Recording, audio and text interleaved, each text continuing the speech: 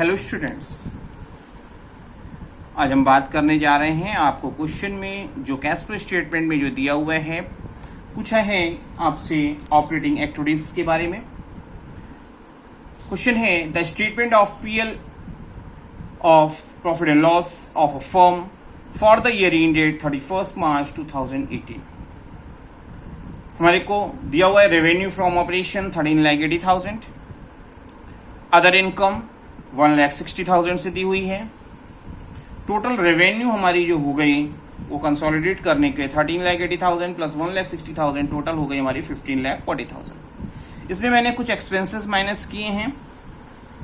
Purchase दिया हुआ है आपका 9,30,000, मतलब purchase of material, raw material. Changes in stock देख रहे हैं तो ओपनिंग और क्लोजिंग का जो डिफरेंस आ रहा है, ओपनिंग में हमारा 1 लाख का था और क्लोजिंग में था हमारा 1,30,000। इसका मतलब 30,000 का हमारा नेगेटिव डेटा है। एम्प्लॉय बेनिफिट एक्सपेंसेस हमने 1,15,000 के सब्सट्रैक्ट किए हैं। डेप्रिसिएशन एंड एमोर्टाइजेशन एक्सपेंसेस 75,000 बोला है। अदर एक्सपेंसेस हमारे को जो दिए हुए हैं आपके 3,62,000 और टोटल जो एक्सपेंसेस हमने सब्सट्रैक्ट किए अपनी रेवेन्यू में से 14,52,000 और इससे हमारे को प्रॉफिट बिफोर टैक्स जो आएगा वो आएगा 88,000, क्योंकि हमारी रेवेन्यू थी 15,40,000 और हमारा जो खर्चा था वो था 14,52,000। आगे चलते हैं। हमको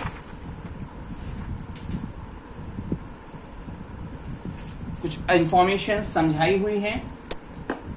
क्या समझाया है तो मैं देखूंगा। सबसे पहले अदर इनकम। अदर इनकम का मतलब क्या, कौन कौन सी इनकम हमने अदर इनकम में ली है, तो इसमें दिया है डिविडेंड रिसीव्ड, क्योंकि हमने अदर इनकम के नाम से 1,60,000 रिकॉर्ड किया है, जिसमें से डिविडेंड रिसीव के 40,000 इसमें जुड़े हुए हैं। Profit and sale of building के 1,20,000 ऐड है। ये आया कैसे, क्योंकि 6,20,000 का हमने बेचा था और कॉस्टिंग उसकी रही होगी 5 लाख, मतलब 1,20,000 हमारे को यहाँ पे इनकम हुई, गेन हुआ। 160 का ये हिसाब है। डेप्रिसिएशन एंड एमोर्टाइजेशन एक्सपेंसेस की बात जो की गई है उसमें दो चीजें इंक्लूडेड है। एक है डेप्रिसिएशन 55,000 का और गुडविल रिटर्न ऑफ हमारे 20,000 के दिए गए हैं, जिसका टोटल वैल्यू 75,000 से मैंने वहां कंसोलिडेटली दिखाया हुआ था। अदर एक्सपेंस की बात करते हैं तो ऑफिस एक्सपेंसेस 3,10,000 से, सेलिंग एक्सपेंसेस 40,000 से और शेयर इशू एक्सपेंसेस जो रिटर्न ऑफ किए गए हैं 12,000, उसे हमने अभी क्वेश्चन में आपको जो स्टेटमेंट ऑफ पीएल में दिखाया था 3,62,000 से।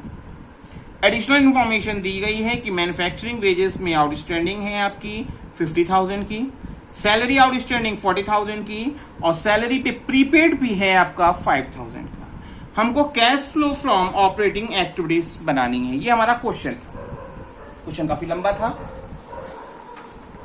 आइए स्टार्ट करते हैं, सॉल्यूशन पे चलते हैं। और सबसे पहले हमारे को जो दिया हुआ है नेट प्रॉफिट बिफोर टैक्स, ये निकालना नहीं पड़ेगा, डायरेक्टली हमको दिया हुआ है, हमने लिख दिया 88,000। अब हम क्या करेंगे, add disallowed expenses. Disallowed expenses में नॉन कैश ट्रांजेक्शन्स को हम लोग रिकॉर्ड करते हैं। तो यहाँ पे डेप्रिसिएशन जो दिए हुए थे 55,000 की, ये नॉन कैश ट्रांजेक्शन्स होते हैं और ये ऑलरेडी माइनस किए जा चुके हैं, जिसे हम क्या करेंगे, कैंसिल करते हैं और प्लस कर रहे हैं। Share issue expenses return of किए जा रहे हैं, राइट ऑफ किया जा रहा है, ये कहीं जा नहीं रहा है, आपका नॉन कैश में आएगा, डिसअलाउड हो जाएगा 12,000 से। गुडविल रिटर्न ऑफ आपको दिया हुआ है, वो भी आपका क्या होगा, डिसअलाउड एक्सपेंसेस में जाएगा 20,000 से और टोटल 87,000 हम इसमें प्लस कर देंगे और हमारी फिगर हो जाएगी 1,75,000। अब हम चलते हैं, देखते हैं डिसअलाउड इनकम में कोई आइटम तो नहीं दिया है, तो दिया हुआ है, दो आइटम दिए हैं। डिविडेंड रिसीव्ड, डिविडेंड जो होता है वो हमारी इनकम तो होती है, हमारी रिसीविंग होती है, बट इससे हम लोग अपनी फाइनेंशिंग सेगमेंट डिविडेंड की जो बात हम करते हैं वो हमारे को कहीं ना कहीं हमने इन्वेस्टमेंट के रिवॉर्ड में मिलता है, इन्वेस्टिंग एक्टिविटीज में जाता है।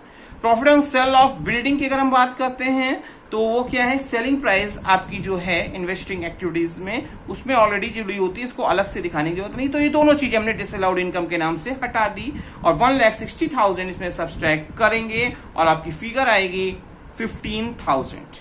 कोई इनकम टैक्स पे नहीं किया गया है, कोई टैक्स का रिफंड नहीं है, तो ऐसे सिचुएशन में जो हमारे को डेटा मिलेंगे वो होगा हमारा operating profit before changes in working capital. Sorry, operating profit before changes in working capital मैंने बात नहीं की, इनकम टैक्स की गलत बात बोल दी, सॉरी। अभी 15,000 आया है, अब इस क्योंकि वर्किंग कैपिटल अभी नहीं किया गया है तो ये आपका जो आ रहा है वो operating profit before changes in working capital. पहले वर्किंग कैपिटल करेंगे। वर्किंग कैपिटल में देख रहे हैं क्या चेंजेस हो रहा है, और आपको पता है कि वर्किंग कैपिटल का चेंजेस कैसे रिकॉर्ड होता है, वो करंट एसेट्स और करंट लायबिलिटीज में चेंजेस के को हम एनालाइज करते हैं।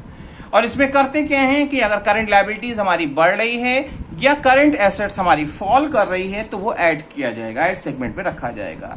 तो करंट एसेट्स का फॉल करना तो कोई क्वेश्चन में नहीं दिया है, बट करंट लायबिलिटीज आपकी इंक्रीज हो रही है ये दिया हुआ है। तो जिसमें आउटस्टैंडिंग वेजेस हमारे 50,000 के ऐड हो रहे हैं और आउटस्टैंडिंग सैलरी हमारे 40,000 के हो रहे हैं, जो पहले का रिकॉर्ड में नहीं है। ऐसी कंडीशन में ये इंक्रीज माना जाएगा। और 90,000 टोटल हमने ऐड किया और हमारा आया क्या, 1,05,000। इंक्रीज इन करंट एसेट्स देख रहे हैं, जो हमारा क्वेश्चन में दिया हुआ है, जो क्या होता है माइनस किया जाता है। जो हमारे को दिया स्टॉक में 30,000 से और प्रीपेड सैलरी में 5,000 से, ये दोनों चीजें हमारी कंसोलिडेट करके माइनस कर दी जाएगी। कोई डिक्रीज इन करंट लायबिलिटीज नहीं है, अगर होती तो वो भी माइनस की जाती है। गलती से जो मैं इनकम टैक्स की बात पहले बोल गए थे वो बात अब मैं बताने जा रहा हूं कि अगर इनकम टैक्स पेड या टैक्स रिफंड आपको दिया हुआ है, रिसीव हो रहा है, तो वो उसको हम एडजस्टमेंट करने के बाद ऑपरेटिंग एक्टिविटीज निकालते हैं। इस क्वेश्चन में आपको ऐसा इनकम टैक्स के बारे में या टैक्स रिफंड के बारे में कुछ नहीं बोला है। तो ऐसी सिचुएशन में जो ये हमारा 70,000 का आंसर आएगा, यही हमारा फाइनल आंसर हो जाएगा ऑपरेटिंग एक्टिविटीज का। और हम लिखेंगे net cash flow from operating activities. आपको समझ में आया होगा। फिर भी एक क्वेश्चन हम और ऐड करते हैं, फिर इस पे बात करते हैं। तो दिया हुआ है, इसी तरह का एक क्वेश्चन ले रहे हैं। The following is the PL account of Y Limited for the year ended 31st March 2018। हमारे को रेवेन्यू फ्रॉम ऑपरेशन यहां पे दिया हुआ है 10 लाख का। कुछ एक्सपेंसेस बोले हैं, जिसमें से परचेसेस बोली है आपकी 5 लाख की। चेंजेस इन स्टॉक देख रहे हैं, तो ओपनिंग स्टॉक था पहले 2.5 लाख का, जो बाद में 2 लाख का हो गया है आपका। और वैल्यू बची आपकी कितनी, 50,000, जो आपका पॉजिटिव डेटा दे रहा है। अदर एक्सपेंसेस अगर हम देख रहे हैं तो 3 लाख के दिए हुए हैं। टोटल एक्सपेंसेस हो गए हमारे 8,50,000 और हमारे को revenue from operation he total income थी हमारी। अब हमारा जो आंसर आ रहा है वो आ रहा है 1,50,000, जो हमारा होगा profit before tax. Additional information को पढ़ें तो दिया हुआ है कि ट्रेड रिसीवेबल डिक्रीज हो रहा है, करंट एसेट्स का फॉल कर रही है, करंट एसेट्स फॉल कर रही है 30,000 से। प्रीपेड एक्सपेंसेस जो हमारी करंट एसेट्स होती है वो इंक्रीज हो रही है 5,000 से। ट्रेड पेबल हमारी करंट लायबिलिटीज हो रही है होती है, जो डिक्रीज कर रही है 15,000 से। आउटस्टैंडिंग एक्सपेंसेस को अगर हम देखते हैं तो यहां पे डायरेक्टली बोला हुआ है कि इंक्रीज बाय आपकी 3,000। आउटस्टैंडिंग एक्सपेंसेस मतलब देना बाकी, हमारी करंट लायबिलिटी होती है जो इंक्रीज कर रही है। ऑपरेटिंग एक्सपेंसेस में आपके क्या है, डेप्रिसिएशन में इंक्लूडेड है 25,000 से। और हमको क्या कर रहे हैं, cash flow from operating activities निकालनी है। तो शुरुआत करेंगे और सबसे पहले लिखेंगे कैश क्या बना रहे हैं, तो हमने लिखा कैश फ्रॉम ऑपरेटिंग एक्टिविटीज या cash flow from operating activities. अगर क्वेश्चन में डेट मेंशन है आपको, तो आपको लिखना चाहिए फॉर द ईयर एंडेड, जो भी डेट हो। क्वेश्चन में दी नहीं थी, इसलिए मैंने इसे रिकॉर्ड नहीं किया है। तो स्टार्ट करते हैं हम। हमारे को नेट प्रॉफिट बिफोर टैक्स, जो आपकी फिगर आ रही है 1,50,000, क्योंकि रेवेन्यू आपकी टोटल रिसीविंग थी 10 लाख की और आपकी एक्सपेंडिचर था 8.5 लाख का, और आपकी फिगर आ गई 1.5 लाख। अब क्या करेंगे, नॉन कैश ट्रांजेक्शन्स को हम लोग क्या करते हैं, डिसअलाउ करते हैं। अगर एक्सपेंडिचर है तो उसको ऐड किया जाता है, या एक्सपेंडिचर या लॉस को, और इनकम या गेन होती है तो उसे हम लोग अगर डिसअलाउड है तो उसे हम क्या करते हैं, माइनस करते हैं। तो बात हम सबसे पहले एक्सपेंसेस, डिसअलाउड एक्सपेंसेस की है। तो जिसमें हमारे को डेप्रिसिएशन दिया हुआ है 25,000। डेप्रिसिएशन आपके ऑपरेटिंग में इंक्लूडेड, डेप्रिसिएशन बोला है एडजस्टमेंट में, तो 25,000 से हमने उसे डिसअलाउ कर दिया और हमारी फिगर आ गई 1,75,000।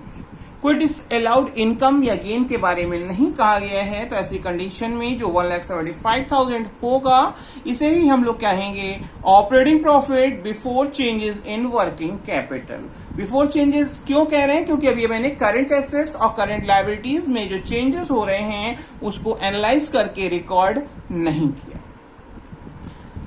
करंट एसेट्स का फॉल करना और करंट लायबिलिटीज का बढ़ना ये आपका ऐड किया जाता है। तो मैंने देखा कि करंट एसेट्स में आपके स्टॉक दिए हुए हैं 50,000 से, जो डिक्रीज कर रहे हैं। ट्रेड रिसीवेबल 30,000 से डिक्रीज कर रहे हैं, ये क्या किए जाएंगे? ऐड किए जाएंगे। इसका आगे देख रहे हैं तो करंट लायबिलिटीज हमारी बढ़ भी रही है, जिसे हम लोग क्या करते हैं? ऐड करते हैं, जिसमें एक आइटम दिया हुआ है आउटस्टैंडिंग एक्सपेंसेस 3,000, और केवल 3 आइटम को कंसोलिडेट करके हम जब ऐड करेंगे 83,000 ऐड करेंगे तो हमारी फिगर आ जाएगी 2,58,000।